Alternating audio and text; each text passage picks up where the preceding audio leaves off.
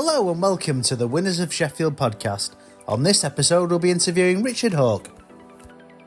Rich is a versatile professional hailing from Sheffield. Known for his dynamic career in both sports and entertainment, he began as a footballer with Chesterfield FC in the late 90s before transitioning into the fitness industry as an international presenter.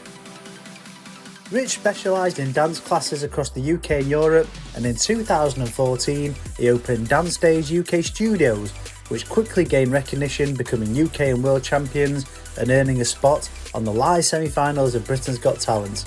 In 2024, DancedazeUK was named Dance School of the Year. In addition to his work in dance, Rich has launched It's All About the Noise in 2023, an entertainment company that provides a range of talent, including presenters, DJs, dancers and singers. Rich also currently serves as the host for Sheffield United, Sheffield Sharks and Sheffield Hatters, showcasing his skills at various events throughout the year. Hiya, welcome to the Winners of Sheffield podcast. We are here today at the Academy Studios in Dronfield and the home of DancedazeUK, which the gentleman next to me is the owner of, and it is Richard Hawke. Rich, nice to meet you. You too, mate, you too. Not that I've known you for, I've known you quite a while. Quite a while now, yeah. Let's get that out here. Take us from the beginning. Whereabouts in Sheffield are you from? What school did you go to? Over to you. Well, yeah, so my name's Rich. Nice to meet you. From Crooks originally in Sheffield, so I went to King Edward's School. Went to St Mary's first down in Walkley. My dad had a shop down there, so it was just easy, I think, with the commute. I didn't go to the normal Crooks schools, so I didn't meet really my friends from this area of Crooks until I actually went to secondary school, and obviously that's where I met yourself, and then travelling later life, shall we say. But yeah, Crooks in Sheffield, grew up there, stayed there for a good 18 years and had a fantastic time really. It was a nice upbringing, mum and dad at home, my younger sister as well. And we've got quite an extended family. Mum and dad were both married beforehand, had kids and then got together and had me and my younger sister. So yeah, had quite a big family growing up, and it was nice. Were they like inspirations, like mentors for you growing up? I think my dad was always he was an older dad, and I think growing up, that father-son relationship was definitely there, and I'd say he was definitely a mentor. And he was, my mum as well, they were both self-employed, and I think that's why I went down that avenue of becoming self-employed, because I had, good people to follow. They'd been quite successful in the avenues they went down. It meant I wasn't really scared of doing it, because I'd been brought up in it. It was great. What was the shop? Yeah, so we had a fruit and veg shop on South Road. It was called Farm Gate. He was originally a farmer from Bradfield. I think at his peak he had 4 fruit and veg shops, and the reason they were called Farm Gate because everything was fresh produce from the farm, and that's how it worked. And yeah, it was. I think people still remember it now.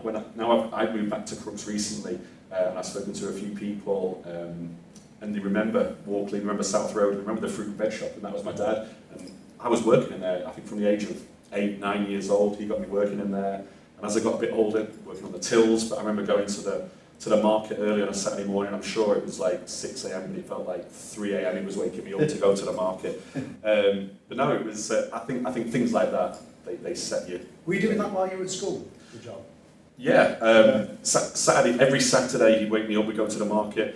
I'd go and set up when we came back, bring everything in, set up the shop, and then obviously as I got a little bit older, I would work behind the tills, and I think that's where I got my customer service role from. I've never been nervous speaking to people and interacting with the public, because I've done it from quite a young age really. So I guess never really thought about that until this right now, but I feel that played a big part as well. Yeah.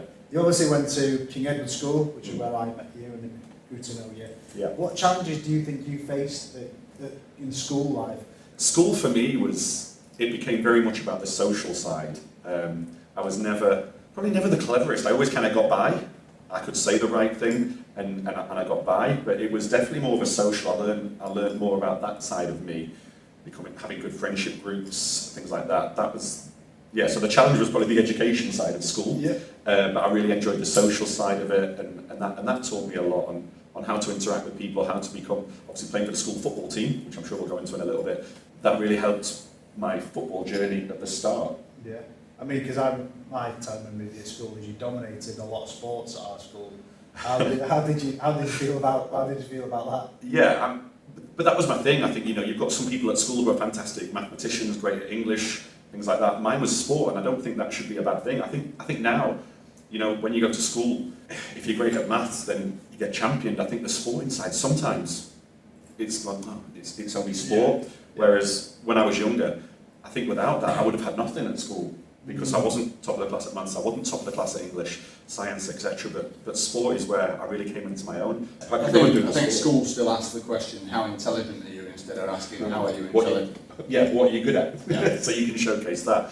And that was definitely my thing. And I think because I was good at something, that gave me something to build on. So captain of the school team, is that where you thought, I talked to people on previous podcasts where I say, there's a moment where it clicked and you think, yeah, I want to do this. Did it come from that playing in them school teams? Yeah, I think so. I was playing, when I first started playing football, I started at the lowest level. I started in the E division of the Sug Sport League. So if anyone's around the 40s, they'll remember the Sug Sport League. Lowest level, but actually doing really well, scoring a lot of goals. And then Sheffield Rangers came in. They were an A division team, so I ended up signing for them. I think pretty much when I went to... Where did you play? What position? I was a winger, right winger. I was quick. That's how I got into a lot of teams. I was fast and I was quite strong. But yeah, so I played for Sheffield Rangers. And it really built from there. I think school really helped because it gave me that confidence to go and do things. I got into Sheffield Boys, South Yorkshire, and then obviously my first academy team or school of excellence as it was back then was Rotherham United. I went there when I was 13, nearly 14. And I think that's the moment, when you get, because I was playing for Sheffield Boys at the time, but still playing Sunday League, I wasn't at a school of excellence and a lot of the other lads were. They were at United or Wednesday. But it was actually my dad that said, you're not going to a pro club till you're 14.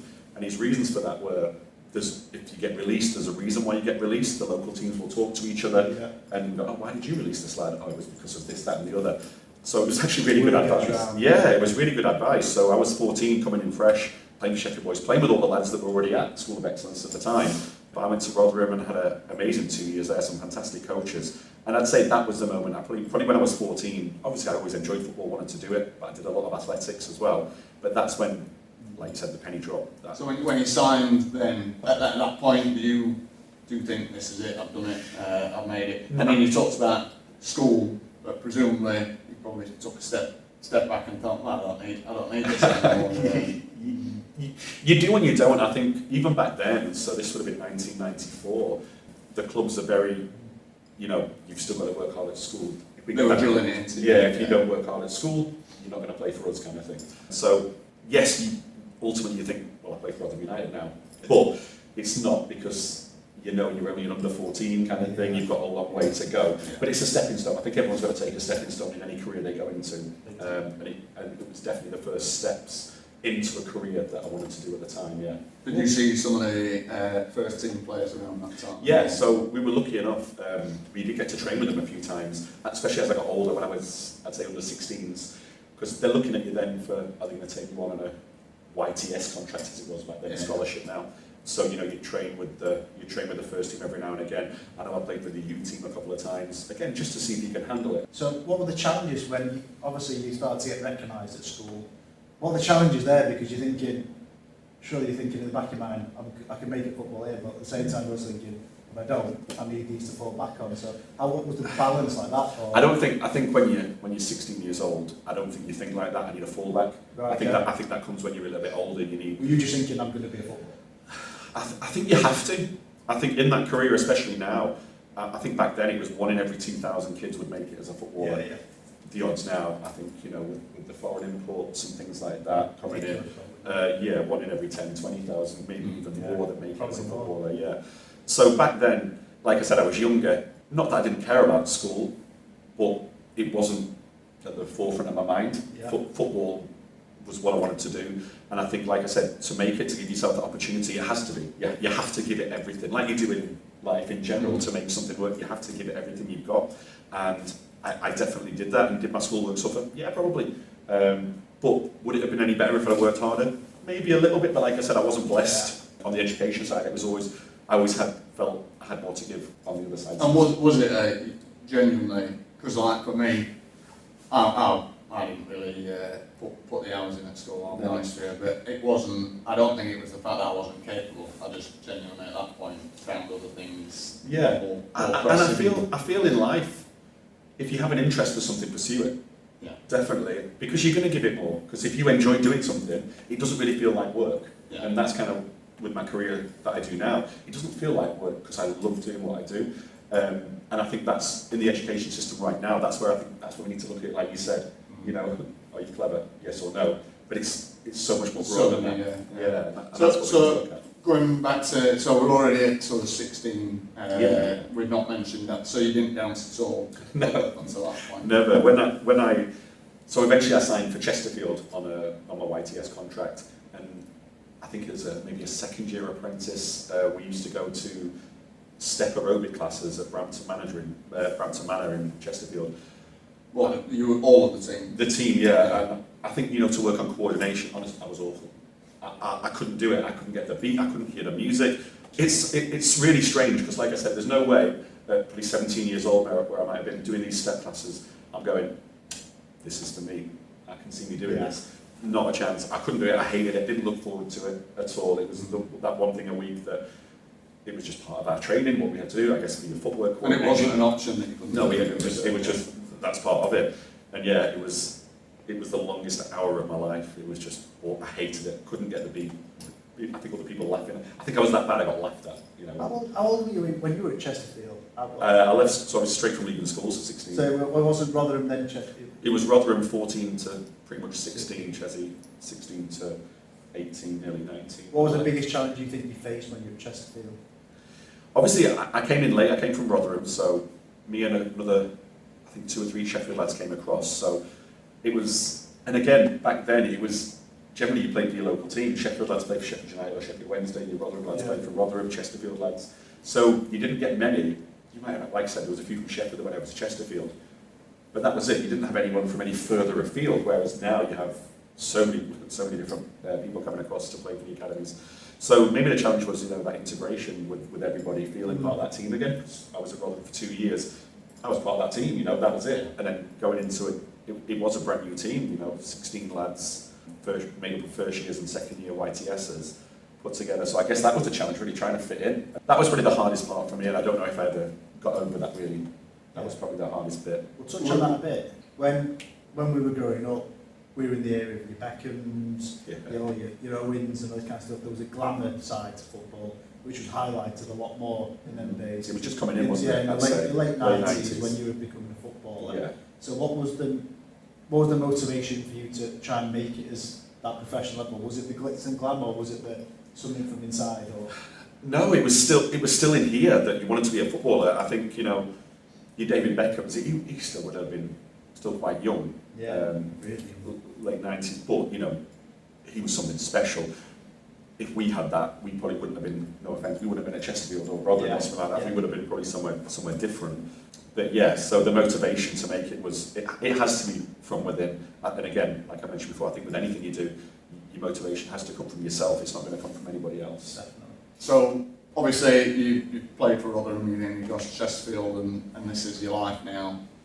Obviously at some stage that came to an end, so what brought that about? Was that injury or?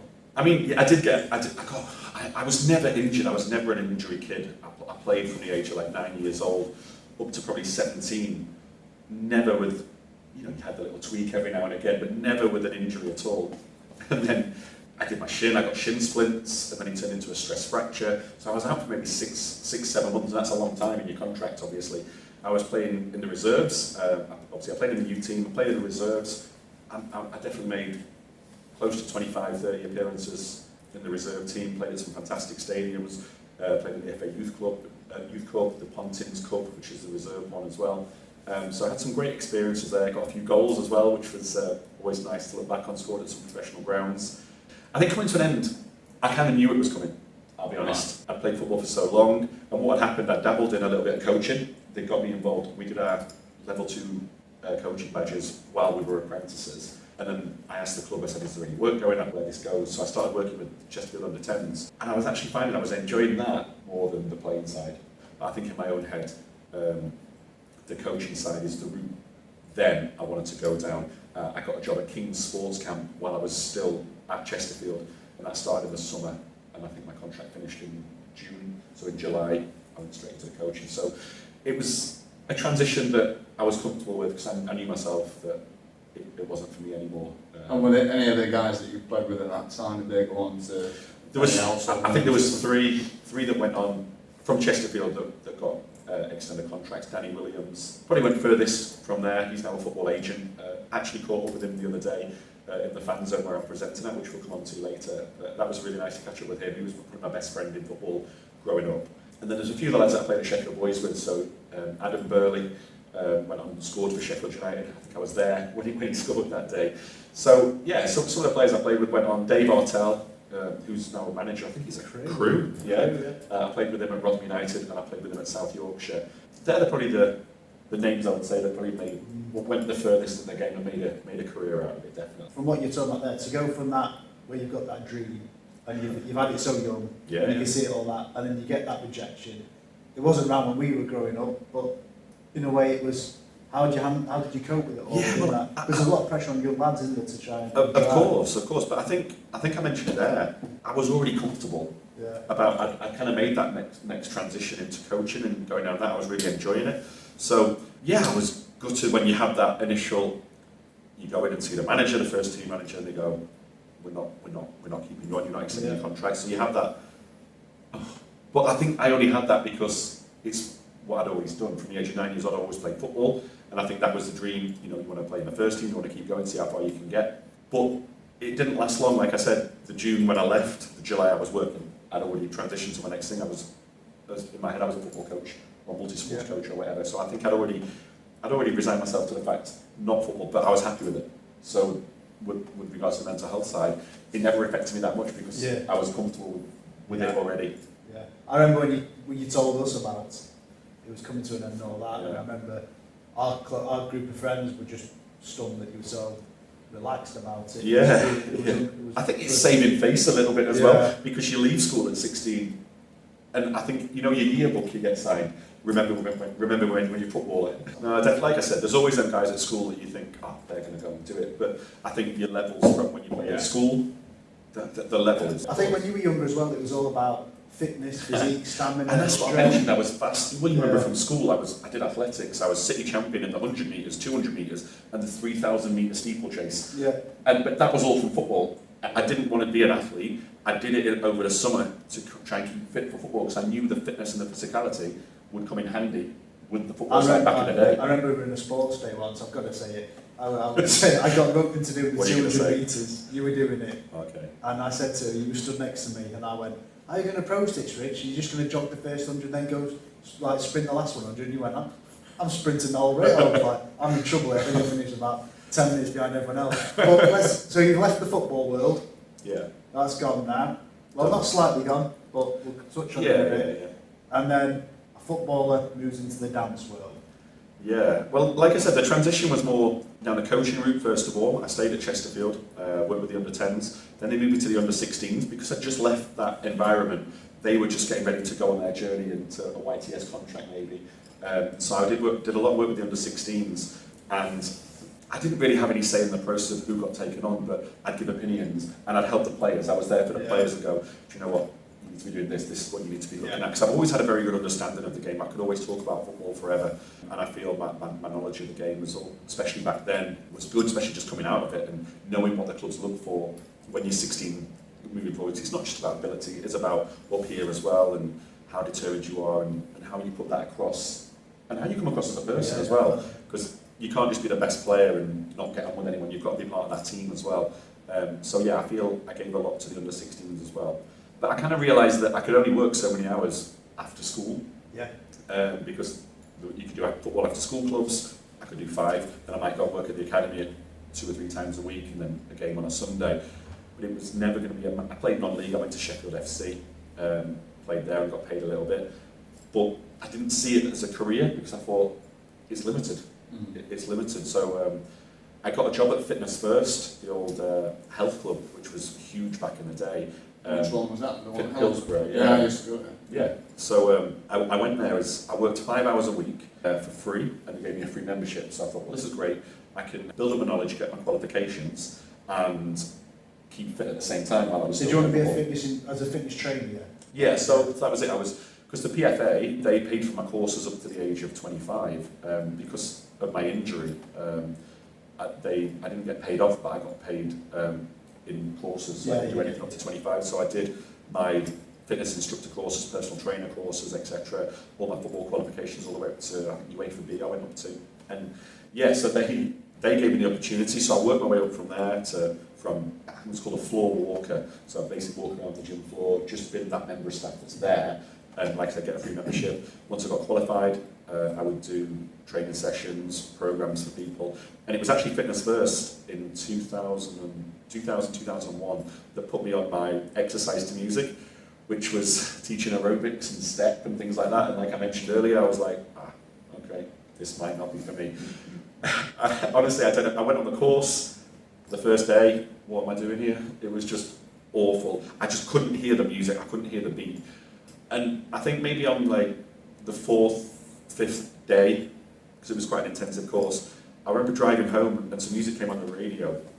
And I remember going, 5, 6, 7, 8, and I could hear the music, so all the way home in the car, I'm thinking about music and thinking about where those counts are. I went back the next day and it clicked. Right. That was the day for me. I remember it so clearly. I think it was Mark Morrison, Return of the Mac. Classic. Yeah, it is. I went back the next day. Obviously, I qualified, and it just blew up.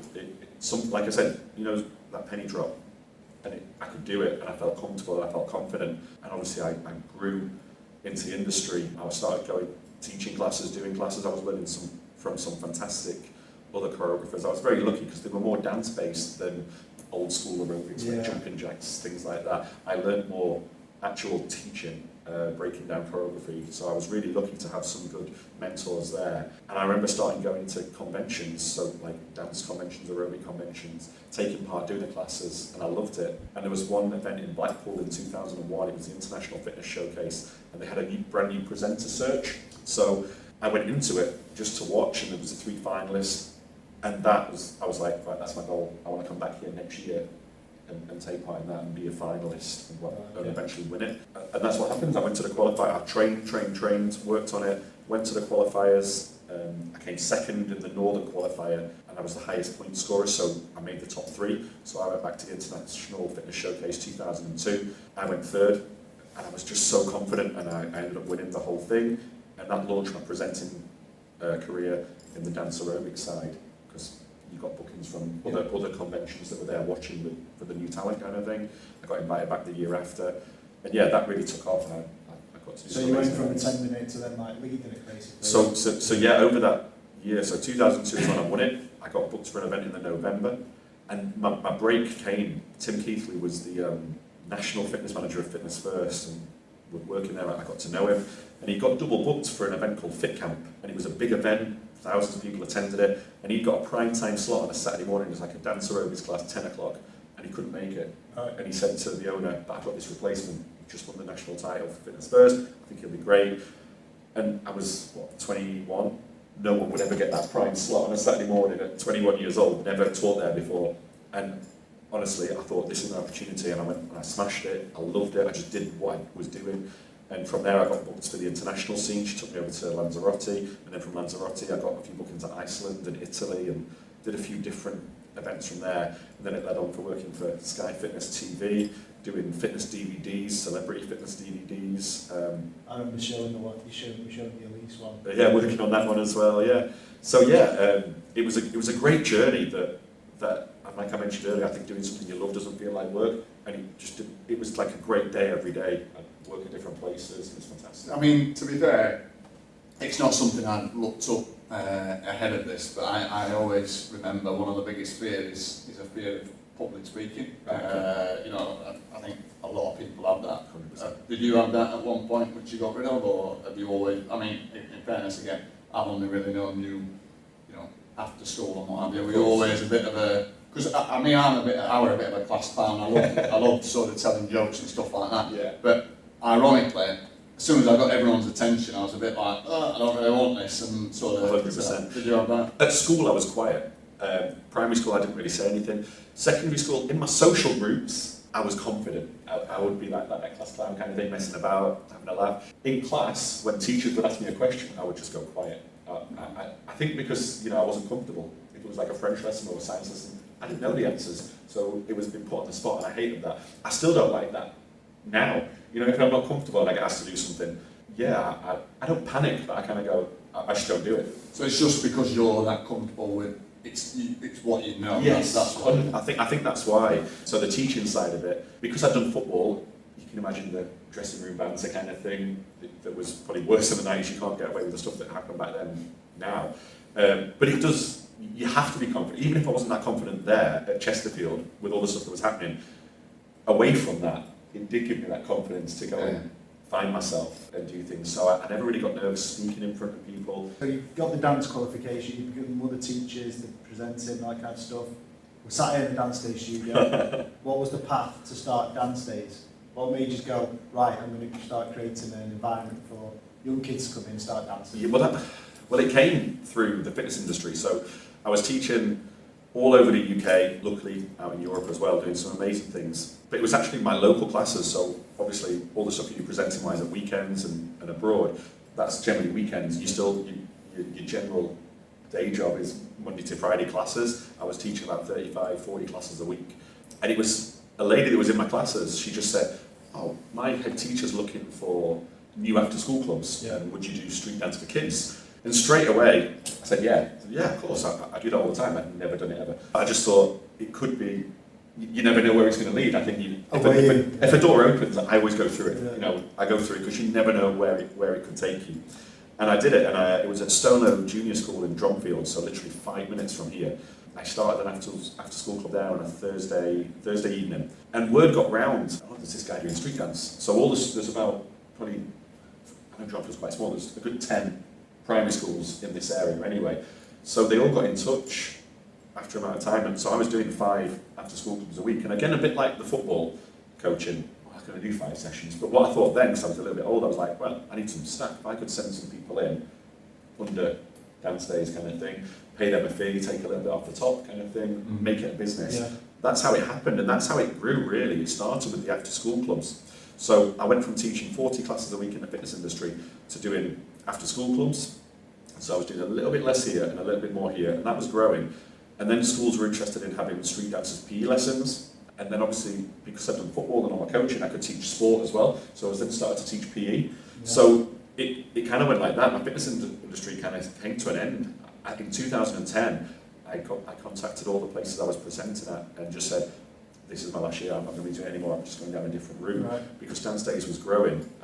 And then Sheffield United got in touch.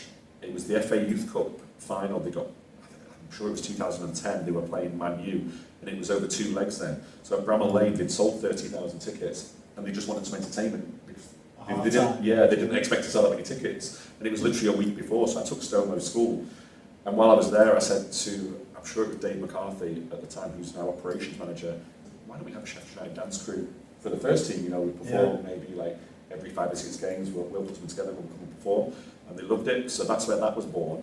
So that was just another thing that we added to the DanceDaze portfolio at the start. So we had the after-school club program, we had the PE program, and then we have the dance crew. So it was just on a Wednesday night, once a week we'd train for a couple of hours. We'd have about 30 kids. And at that time I met Jack Bruce, who became who's one of our senior choreographers now. I brought him into work, and he became the choreographer for that team. And we'd go and perform at Bramall Lane. And because it was performing on a bigger stage, there was 25 to 30,000 people there. That got us a bit of recognition as well. It got us noticed. So people saw that on social media. Wasn't as big back then, but we were still posting, and people would see it and go, oh, I want to be part of that. And then it just grew. Then I just thought, right, well, we just do Wednesday nights here. Let's try a Thursday night, and we'll put something on there. And then a Tuesday, and then a Monday. And then it just grew between 2010 and 14. That was our growing time, just to see where we could go with it. We ended up with 3 dance crews that would then go out and do competitions, from 2012, some open classes, and still with the after-school club program as well. And the after-school club program was like our feeder. We were using that to bring dancers into, when you're good enough, we'll bring you into the open classes. Right. When you're ready for the open classes, we'll bring you into crews. And that's still how we work it right now. We give opportunities when the kids are ready. We don't just fill our classes. We think when the kids are ready, it gives them something to work towards. And I think that's a good learning lesson for them in life. You don't just get given something, you have to work hard, and when you're ready to get in that crew, you're in. Was interest getting so big that you decided, right, I've got to take this somewhere now, because I can't keep going to schools all the time. Yeah, so we were based at, Dance Days originally was based at Stonewall Junior School, and in 2014 we became double world champions. We won the under-10s and the under-14s, and I was like, right, yeah, we can't just be training at a school anymore, we need a premise, our own premises.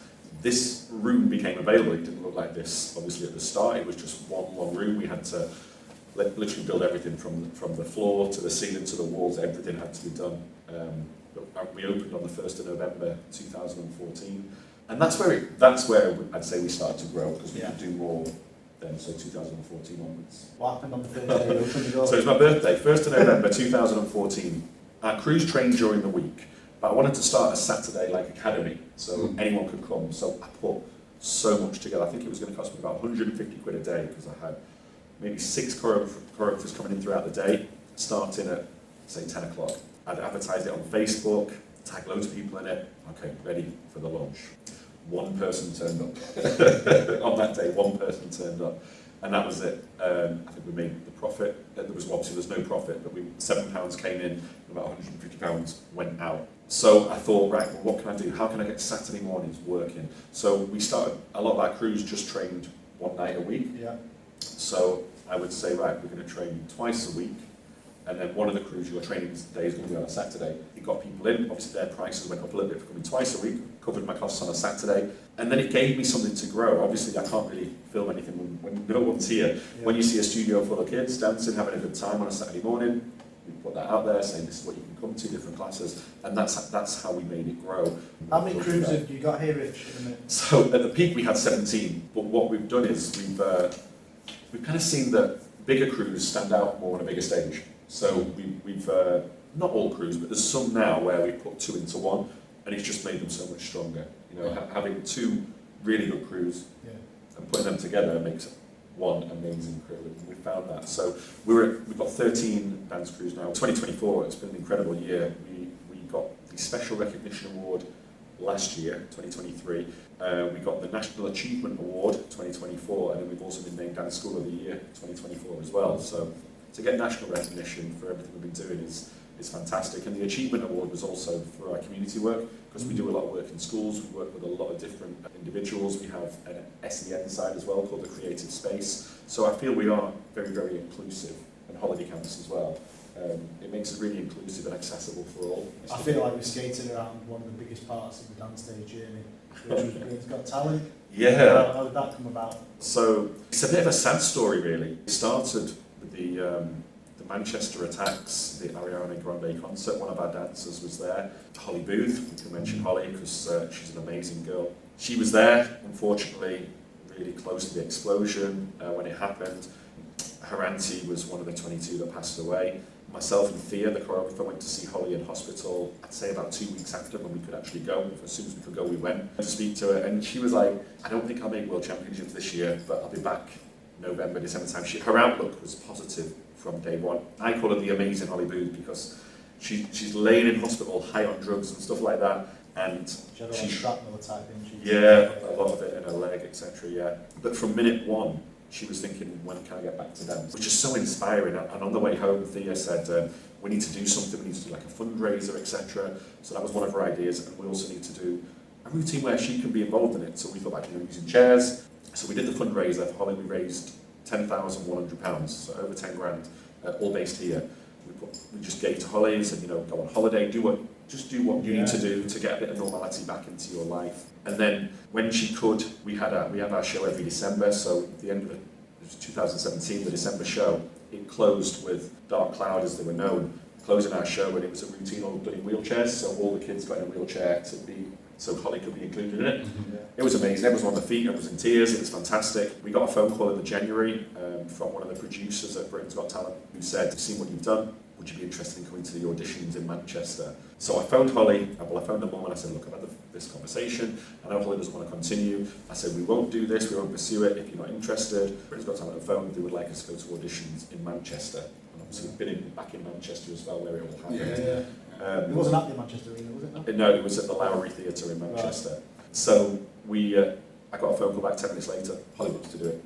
Brilliant. So we got in touch with everyone, posted in our group saying, this is what we're doing, we're going down. I've still got the video on my phone now. I filmed the practice. I think I was stood next to one of the main producers, and he was like, wow, this is incredible. So we got moved to the last audition of the whole series that year. And we got 4 yeses, we got 2 standing ovations from the judges. The judges went to see them backstage. I think Alicia was in tears, wasn't she? Yeah, a lot of the judges were crying, a lot of the Girls girls and were judges, Alicia. David Williams, Alicia Dixon, Amanda Holden and Simon Cowell. And yeah, so we got through, we went down to London for the yes or no, and David Williams put us through to the live semi-finals, and then we were there on a Wednesday, did it, and it was amazing, you know. We didn't make the final, but after our first audition, we were favourites to win the whole show. We got named as one of the highlights of 2018 on ITV, the top 10 moments on TV. Our audition was there, which was fantastic. We got shown again in I think it was the 15-year anniversary of BGT. We got shown in a bit of a montage. But that was just an incredible experience, but it was for one person. We didn't do it for any of this. It was literally me and Thea driving back from the hospital and seeing her saying, we need to do this for Holly. Yeah. And then everything else came with it, which was, but it's still all for Holly, because she needs those memories. The one next door is the Hollywood Studios, so she'll always be remembered at Dancedaze. The question I've asked everyone who's been on the podcast thus far is, now you know about the show, who do you think we should interview? But apart from Holly, is there anyone else that Holly sounds like she'd be quite interesting. Do you know what? She'd be fantastic. You know, she's been through so much, and to turn a negative into a positive. This, what people from Sheffield, I think footballers from the 90s are always fantastic people to speak to. And like I mentioned earlier, when you were YTS, it was generally, if you played for Chesterfield, it was Chesterfield lads, Sheffield lads kind of thing. And like, I'm a Sheffield United supporter, so back in the 90s, you had Carl Bradshaw, Dane Whitehouse, Jamie Hoyland, who are from Sheffield and ended up playing for their boyhood clubs. Billy Sharp's another one. It'd be great to speak to, because I think, you know, obviously they made it in the game. They played for their boyhood club, growing up supporting that club, especially Billy Sharp, who was a ball boy at Bramall Lane, and then the goals he scored. Yeah, I mean, if we could get Billy Sharp on, I mean, he's a cult hero, isn't he? 100%, but I think people like that. Well, that Tony Curry, do you mean? Yeah, so yeah, he's got his own suite at Bramall Lane, so I've been in his suite a few times. So he does the coaching, doesn't he, for the youngsters? He does a little bit. He's more of an ambassador at Sheffield United now, and he's got his own suite. There's a stand named after him, so he does a lot of talks. I've got an evening with Tony Curry that I'm hosting at Bramall Lane. It's called Legends of the Lane. So there's Tony Curry, Paddy Kenny, Chris Morgan and Rob Cosluck, all big names at Sheffield United. Yeah. So I'm hosting that evening at Bramall Lane, so I get to interview. It's literally just to keep the conversation flowing. They can do all the talking and direct to keep it going. But so that'll be a really nice evening. But I've met Tony a few times. It's great the community work and the stuff for young kids that you're doing here at Dancedaze and that. But we scale it back. It's a business. Dancedaze is a business. Yeah. So we look at it from a business perspective. How is it running Dancedaze as a business? What do you get out of it running as a business? How hard is it to run as a business? Is it easy running, or what the challenges is it as a business? I think your challenge is getting the right team in place. If you don't have the right choreographers, the right people, then it won't work, because the kids won't want to come back. The main thing is the kids coming back. Obviously, as I've got a little bit older, I've stepped away from the teaching side of it, and I think it's really important you can lead your team to it. Jack, Sinead, I kind of let them run it now. You know, it's their employment as well. You know, if it doesn't go well, they don't get paid. There'll be no work. If we're talking about it as a business, that's how it is. So having the right team in place that you can trust. Where we're at right now is a fantastic place. The team we've got, you know, and I've scaled it down as well. From the it creates a community as well, doesn't massively. it? It's a family. I say that as a father of two girls who go dancing every weekend, and it's sort of like you've got the dance moms and they're all going out on nights out, and I'm now trying to create a dance dads Christmas party. Honestly, the dance moms is the main thing. But yeah, we've got mums that will meet up. They make friends out of it. Yeah, so it's not just the kids that are creating memories for themselves. The mums are making friends, probably extending their friendship groups. And I think, you know, when you get past 30, you're not really looking for new friends. You're not looking at taking on anymore, right? But when you probably need them. But here they do that. They meet people, because when we go to competitions, you could be there, sat in a sports hall all day. So you're going to speak to people. Yeah. What was the challenge for you for getting it off the ground financially? Was it hard financially wise? We got a very good start with the Sheffield United dance crew. Yeah. Gave us 30 kids straight away, and then we used those 30 kids to, right, who wants to be in a a crew that goes to competitions. So you might, out of those 30, you might have 20 that went, oh, I want to do that as well. So then they would come in twice a week. And then it's, like I said, we used our after-school club programme to bring new kids in. So we might want to start a new under-10s crew. We pretty much got the kids from local areas, from the schools we were already working in. And it did grow organically. What I found was, I think it was maybe 2013, we'd gone to World Championships and we had, I think, 3 or 4 crews only. And we had a younger one, then we had 2 that were probably like under 14, under 16, and we had 1 older one. And I was like, well, they're going to be going off to university college soon, then they're going to come through, and we won't have the younger ones will be a bit older. So we needed that conveyor belt of dancers coming through, and that's kind of what we introduced. Opportunities for younger dancers to come in to the open classes, to start an under 6 crew, under 8s, under 10s, and have that pathway. Well, it wasn't, obviously it's financial, it's a business, but I've never seen it massively as financial. I've always seen it as, what opportunities can we create next? Where can we go next that puts us on the map even more? It's like a social enterprise that you do actually profit from. Of course, but it's a secondary thing. Obviously, it's a great secondary thing to have a nice income kind of thing. But I've always put the kids first. I've always put the opportunities first. So if I get opportunities doing what I'm doing now, how can I then bring it back to Dance Days? So like I presented the fan zone at Sheffield United, and I've had dancers come down there and perform on the stage. So it's given as many opportunities as I can to those kids. And yes, financially it is viable kind of thing, but I pay a lot of people's wages as well. That's their livelihood as well. So that's probably the most pressure itself that I have. That people, I'd say, probably 2 of the main programs we have rely on me to pay their wages. So that's probably the biggest challenge I have, and the one that would maybe keep me awake more at night. It doesn't, but it could do. One of the things we asked Glyn Rhodes on the previous video was about, obviously he's got a gym, he's got young people coming in, so that, but COVID affected him. How did it affect your business? How did it affect like a dance school? How does it affect? We were closed. We were closed. How was that? How did you manage that? So you probably started online videos, didn't you, see? Yeah, literally what we did. But we were so lucky. I was so lucky, me personally, because I'd just got a job. It was 2020. I'd just got a job with the You Do It Dance Foundation, which is a street dance charity. I'd got a full-time salary from that, because I feel back then I wanted the next step. I was running my own company. I wanted like a national job. You know, I think I was, I can't remember the title as it was back then, but I was head of England on the charity side, and I wanted that next step. I think I got the job in February 2020 when we went into lockdown in March 2020. So it was so lucky that I could use my salary to cover all the bills, like my home life bills, mortgage, etc., studio bills a little bit. And what it meant we could do is, rather than charging X amount a month, which kids would normally pay, I think we did an online program for £25 a month. And I worked out we only needed, I think, 60 people to sign up. Well, I think towards the end, we just opened up for everyone. So we said, it's £25, you can, this is the timetable, Monday to Saturday, join what you want. And literally, and that kept everyone, after lockdown, the first lockdown, we lost 1 dancer. Everyone else came back. Out of over 200 kids, we only lost 1, which, speaking to a lot of other dance school owners, they lost so many kids. They lost interest. It wasn't.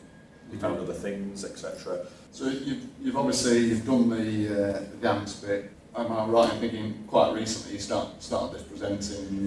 Yeah. So I mean, I've always hosted the Dance Days shows, and I've always been comfortable on a microphone. I've always enjoyed it. Over the last year, it was actually the Sheffield Sharks. They asked me to be like their hype man. So they had a commentator for the game. And that's because they'd seen you with the dance crew. I'd worked with the Sharks on we collaborate with so many different people. We run the Be Broad dance competition, which is, and Be Broad is the main sponsor of the Sheffield Sharks. Yeah. So I work alongside them. I think it's the assistant coach, but he's the head of like the community side.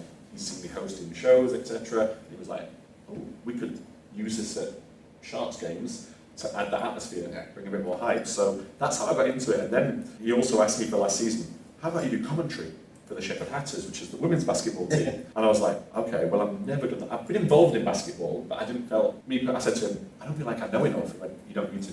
It's more about bringing that energy and that hype. When there's a 3-pointer goes in, you go with the crowd kind of thing. People sat watching hear your commentary. Yes. Yeah, that's unusual. Basketball's different, so it's arena commentary. So you had your commentary online on Sky Sports or in DAZN Sports. Is that the same in the NBA then? They actually listen to commentary within? they have someone on a microphone. They might not commentate all the way through. Yeah, they might do announcements, etc. But in the Super League basketball, we have commentary at games. So that'd probably make it. I'm not a basketball fan, but I'd probably make it a bit more watchable for me. It adds. It definitely. I think if it's quiet, you notice it not there. Yeah. So I did the Sheffield Hatters last season. After the first quarter, I was like, I love this. I really got into it. Obviously, I knew the players. The hard bits are knowing the players' names. So you know your home team, so Sheffield Hatters, Sheffield Sharks, you know those players. It's the away teams, you've got to learn those quickly, see when they're good, getting the numbers, etc. Got to be pronouncing the names right. 100%, so I'll always check with the away teams if it's like a long name, or is this or whatever. Moving on to this season, I got asked to take over the main guy at Sheffield Sharks. He is the voice of basketball. He retired, so I had to step into his huge shoes. I didn't want to be compared to him, so I do it very different. I am more about the hype and the energy, but I love it. And from that, so Sheffield Sharks, Sheffield Hatters, I did a game day announcing and commentary on court games. I did quite a lot there. We had a wedding proposal the other day, so we played a game called. Yeah, I saw something on. You see it? So grab a grand. They have to shoot from half court. If it goes in, they win £1,000. We set up differently. We did it as a couples grab a grand. He went first and missed. He came round, and then his fiancée at the time, she stepped up. I walked off court. As she turned round, he was down on one knee. So that was going on. So that was an amazing moment. So you didn't know that was coming? I knew it was coming, right, but I had to kind of act it out, and then obviously we played all the music. And did she get the basket? That's, she did, but she got... That would have been double on me, that wouldn't it? That'd have been a condition. She didn't, unfortunately. That would have grand. I get married now. But yeah, so that's good. So we have different game day experiences. We try and get the crowd involved, get the kids on court, playing games, etc. So that's my role there. Is there any point, do you think, when, I mean, we've talked about we're all north of 40 now, we're not getting any younger. No. Is there a point where you think step away from the dancing and the presenting becomes the full-time gig, or? I mean, Dance Days will always be my number one. This is my baby that I've started back in the day, so this is always my number one. I think what's nice about a business is you don't have to be here every day now. You can, and like I mentioned about having the right team in place, I've 100% got that. So I might come up here once, twice a week. Sometimes I don't make it at all, depending on what I'm doing. But I speak to my choreographers every day. They're probably like, yeah, he does. I speak to them every day about what we've got coming up, what we're doing, and I try and involve, because I want them to know that I still care. Even if I'm not here, I don't really make that much difference when I'm here now. I'm not involved in the choreography, I'm not involved in the routines or anything like that. So when I am here, I kind of just pop in, say hi, we go out together, we speak a lot of the time on the phone, and I give them as much work as I can. I'm here for them. You know, I want them to do a good job. They're better than me as choreographers, so much better than me. That's why they're working here. So I'm not checking up on them on anything they're doing. I think Julie Kenny, when we met with her, said, hire people that are better than you. That's the best thing you can do. 100%, yeah. Because I noticed it early on. I wanted to take Dance Days to the next level, and I realised, well, I can't. I can get people in, have a good time in classes and stuff like that, but the next level choreography, we need specific choreographers in different styles of dance, and that's what we've got now. We've got a nice, diverse range of teachers that do different styles, and like I said, I can leave them to it. I don't have to be involved. Yeah. I can run it from a social media point of view, posting the groups, so letting parents know what we've got going on, like with the show coming up, or if we've got a Sharks performance or Hatters performance or performance at the football or another big event down in London. I can organise it from my phone, post it, so everyone knows what they're doing. It's great. I do miss not being here as much, but you can't do everything, you can't be everywhere, and I think sometimes you have to take that step away for it to grow itself organically as well. And let the team run it, let them step up and be in charge. I suppose you're a bit young at 10-year-old business-wise, but you know, again, the dance classes that my girls go to, it's sort of generational, where you know you've got their mothers bringing them. I'm assuming that's probably going to be something. Well, it's of course, but I think street dance is still not. It's not new, but maybe the parents didn't do street dance. They might have done tap, ballet, and things like that. So I think initially they'll take their kids to a ballet class. But because street dance is a lot more prominent now, and a lot more people are doing it, maybe when they get to 7, 8 years old, and they understand music more, they kind of go, oh, I'd rather do that. I think it's a bit cooler to be doing street dance than it is. Especially for boys as well. Yeah. You know, you wouldn't see boys, not many in a ballet class or a tap class. Have you got many boys attending these classes? Yeah, we have loads of boys. We've got one boy who's a world champion at the minute. Shout out to Harry Osborne. He's a popping world champion. He won it last year at the World Championships. It was crazy. He's been with us, for 8-9 years now. We've had lots of boys that have come through, and I think having male role models here makes a difference. Obviously, it was myself, but now it's probably Jack. We've got Chris here. We've got Harry here. Having those male role models and boys coming in and going, oh, it might be a class full of girls maybe at the start, but it's a boy at the front. So to them, that makes the difference. But yeah, we've got in one crew, we've got 3 boys straight away that I can think of that are in one crew in there. They came 3rd at World Championships, so I don't think it matters anymore. Levels are levels if you train hard. What advice would you give to anyone starting a business, or be it a dance company or becoming a footballer? What's the advice you mainly pass on to them to start off with? I think I've mentioned it a few times. It's got to be a passion. It's got to be something you love. If it's not, I wouldn't bother. You can't be self-employed doing something you're kind of interested in. I really feel you've got to have that passion for it yourself, and then you can start to develop it and see where it goes. If you've got that, whatever it doesn't matter, it doesn't have to be dance, football, whatever, it can be anything, whatever your passion is, then go and do it. I think being self-employed is the way forward, so I really do think it is, because there's a lot of people stuck in 9-to-5 jobs not happy, and doing it just to pay the bills. Yeah. I do what I do. Yes, it pays the bills, but I do it because I love it, whether it's running dance days, whether it's the creative space, whether it's You Do It Dance Foundation, whether it's all about the noise. There's a few different companies that I've got, but every single one of them is a passion, and I think if you don't have that, you're not going to go any further. So that's definitely the main one. You've got to be dedicated. You've got to see it as, if I don't go to work, I don't get paid. Yeah. If I don't go to work, there's no food on the table. Even if it's not like that, you've got to see it like that always. Even when you get to the stage, like I'm 44 now, I would say, I'm pretty comfortable in where I'm at in life in general. Yeah. But I'm still as motivated and as determined as I was when I was first starting. In every company that I work in, I am still that person. And I don't think that'll ever go away. It's that fire in your belly. Like I mentioned, Mum and Dad were both self-employed. So I saw your mum do about the women? Catering business. Right. So she retired over COVID. My mum's 78 on Christmas Day. So she was ready to retire anyway. So I think COVID came at the right time for her. So she retired then. But she had a good 40-year business doing catering all over the Yorkshire, Derbyshire area and further afield as well. It was a very successful business. And it actually continued after my dad passed away. She took over on South Road, I mentioned the fruit and veg shop, that became a catering business. One thing I forgot to ask Rich is, you just mentioned there, you've got You Do It, you've got Dance Stage, you've got It's All About the Noise, you've got the school projects and that. How do you manage it? You don't get snowed under really, do you? How do you manage all that kind of thing? Because I think it comes with experience. Yeah, other people said experience and we plan it out. Yeah, it's definitely experience. I think, and also you're seen very differently as well. When I first started Dance Days, I was a kid. It was 2014, shall we say, so I was 34. Parents were probably a good 10 years older than me, bringing the kids down. So they saw me as just a street dance teacher. So that was probably one of the, I don't mention what they have to overcome, that was probably one of them, not really being seen as a business. It was just, you're just a street dance, that's it kind of thing. Whereas now, 10 years later, like I mentioned, I'm 44, I am seen more as the owner now.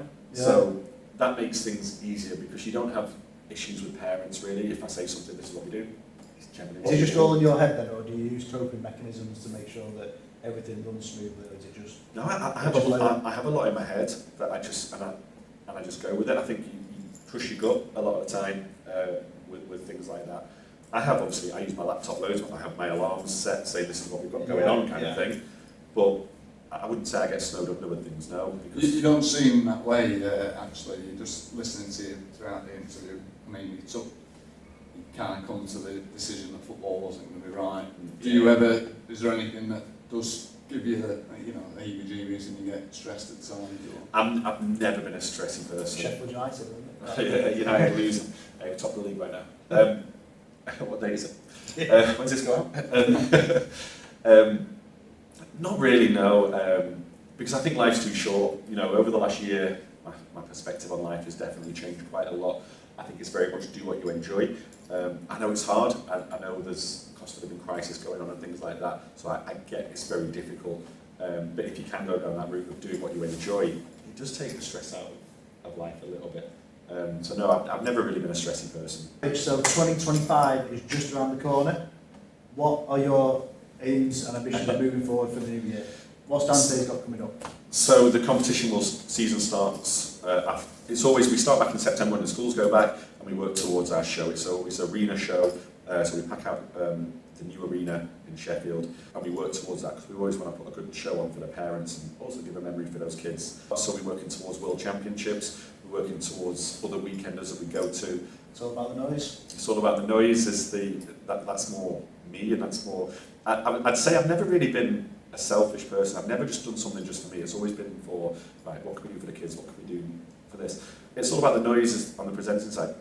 It is me. It is just for me on the presenting side, and it's something that I'm really passionate about. And I'm actually really glad I've kind of given myself a little bit of time in my schedule to kind of go, well, you enjoy this, so go do it. And it doesn't involve something somebody else. It's me doing something, which I don't think is a bad thing. And with the presenting side, I just want to keep going. I work with Sheffield United, so I run the fan zone in Sheffield United, so I get to interview former players, which is fantastic for me. Current players, we have local artists coming down, and I think the interviews go really well because it's my team, so we can talk about, like, if we've got players in from the 90s or early 2000s, I know everything about them anyway.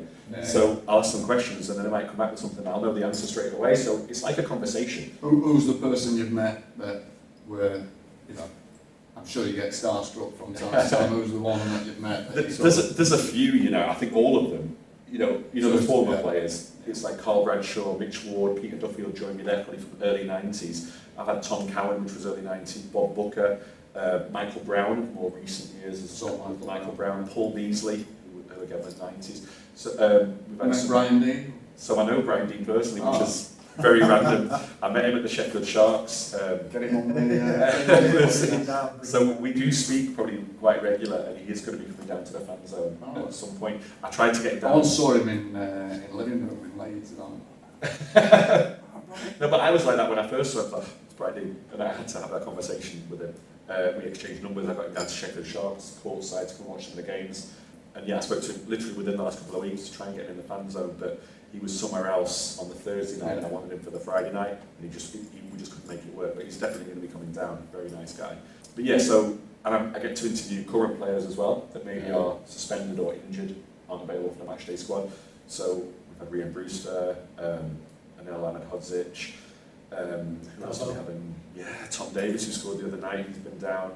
A lot of the first team, Ollie Arblaster, Louis Marsh, and the younger kids coming through. So for me, it's been amazing because I watch those. I go to the games as well, so I see them on the pitch, and I'm like, I've interviewed you. And they'll say, I sit quite close to where the injured players sit, so they'll walk past me and shake my hand, how you doing?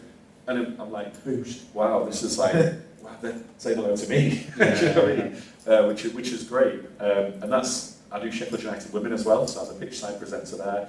So that's more about growing the game. So it's not just about the football, but there's more going on. So we'll take dancers down, singers down. I have interviews with grassroots teams. I'll go into the crowd and get score predictions. So try and make it so people come down, but not just the game, but they're included in the game as well. I've done the hospitality side, so we might have some players in after the game, so I'll interview them or talk to people in hospitality. I got called up to the stadium announcer as well for the FA Youth Cup, but again, unfortunately got called off. I was about to have been doing stadium announcer for that game, which would be really good. So when Gary Sinclair retires, which hopefully it's never Gary, I'll be ready for that when he needs to. But so there's so many things I'm doing on the presenting side now. I mentioned earlier the Relations of the Lane. I've got a few charity events booked in, more dance shows, dance competitions I've been booked for.